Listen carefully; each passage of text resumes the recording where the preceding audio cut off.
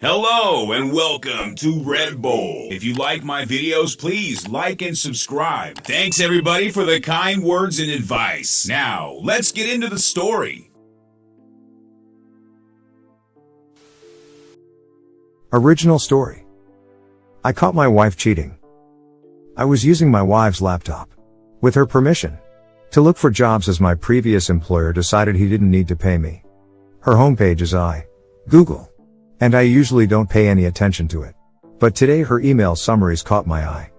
I usually give her all the privacy she wants even though she'll take my phone and answer texts and calls without even asking.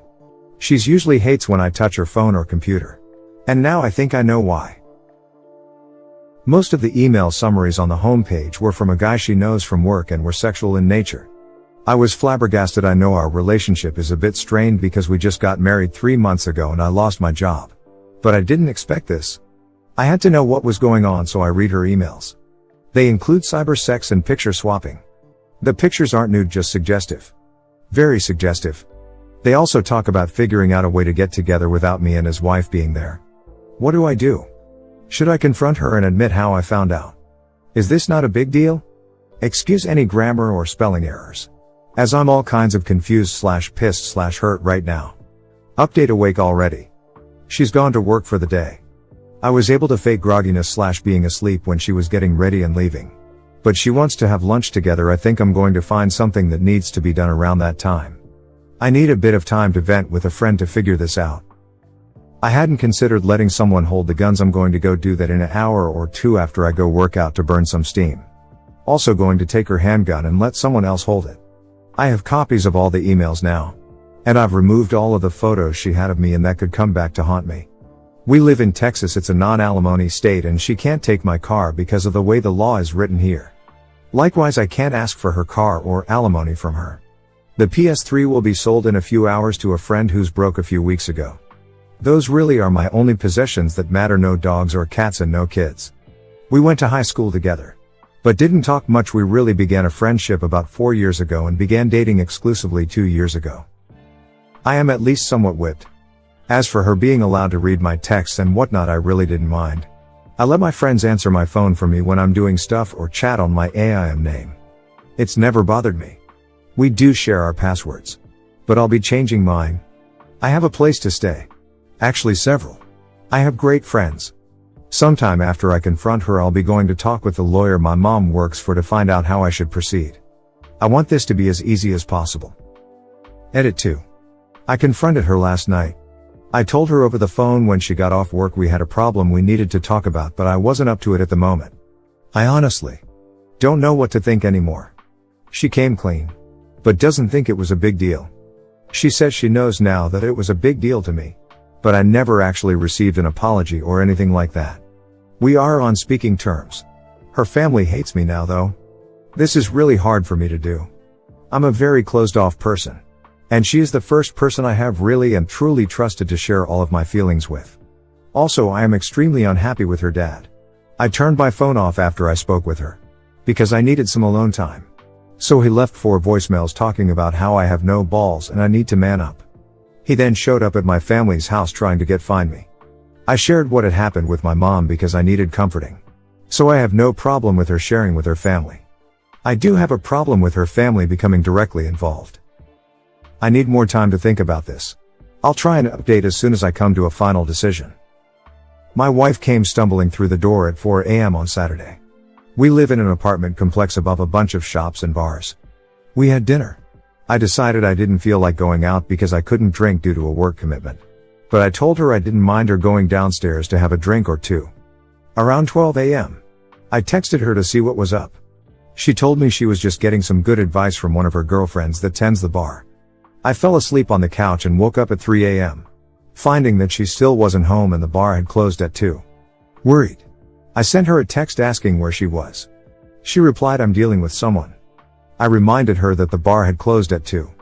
She replied that she was on her way home. I heard her struggling with the keys and opened the door for her. She was standing there swaying and I knew she was completely tanked. I helped her through the door and into the kitchen where she promptly fell down, laughing the whole time. I realized she didn't have her purse and asked her where it was. She said she didn't know. I picked her up off the floor and helped her to the bedroom. She left her phone on the counter, so I decided to see if maybe someone had texted her about leaving her purse behind. The second message down was from a guy that I didn't know. When I opened the message thread, they were talking about how they couldn't wait to meet up to fuck when I left for a 7-day work trip on Monday. The last text said 2 more days, like they were on a countdown for me to leave. My wife stumbles back into the kitchen to get her phone. That's when she realizes she fucked up and forgot to delete the messages before she came home. She then spent the next couple of hours asking me if I want a divorce. Crying. Can she take the dog? More crying. Threatening suicide in vain. Asking me if she should book the next flight home. Etc. Not to get too specific, but I'm in the military and my job takes me offshore for about 2 weeks a month. Not the easiest lifestyle, but certainly not the worst in my career field. So, I do empathize with her loneliness. The fact that she's completely removed from family and friends at home. And stuck in the armpit of New Jersey, no offense. I actually don't mind it. I had previously had some suspicions in the fall of last year when she had some bruises around her breasts after I got back from a patrol. She explained them away by saying that she got a little rough while pleasuring herself.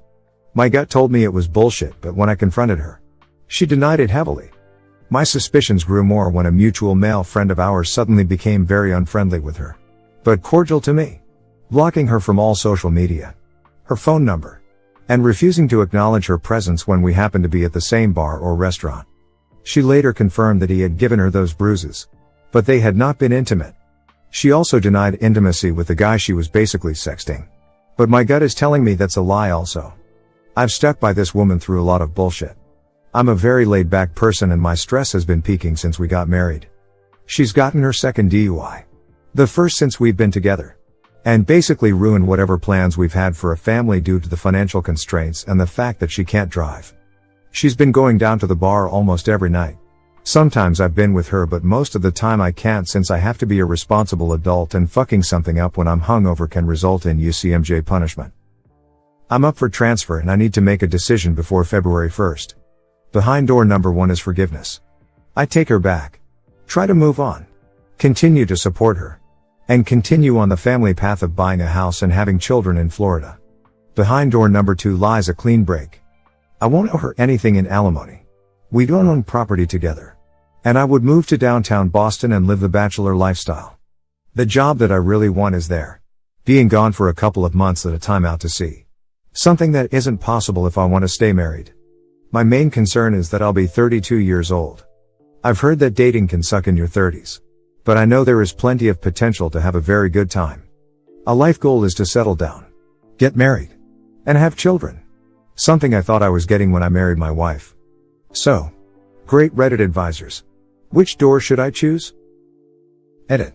Thank you all for your input and the kind words that some of you had. I've made the decision to follow down the path of door 2. I told her, and, to be honest, the relief that I had felt previously was replaced by sadness. I know a lot of you may not understand this, but when you love someone, sometimes you put the blinders on when it comes to their faults. She has put me through plenty of grief, but there are qualities about her that I truly did love, and we have had very good times between the struggles. She is devastated because she truly thought that I would forgive and stay to try and work it out. As much as I can't stand who she is right now and what she has put me through, it still hurts me to see her in pain. I take absolutely no joy in it. It's hard to comprehend that, because I should, by all rights, hate her completely. It's up to her to find it in herself to pick herself up and carry on. But I just don't think she can, and it's hard to have that feeling that you're abandoning someone that basically only had you keeping them afloat. I can and will move on to better things because I know that I have that inside of me. To pull myself up by the bootstraps is something that I've done all throughout my life. As much as I am anticipating this next chapter of my life, I will still grieve a bit for the potential that we had when we were first married. Again, thank you all for your replies. Thank you for watching.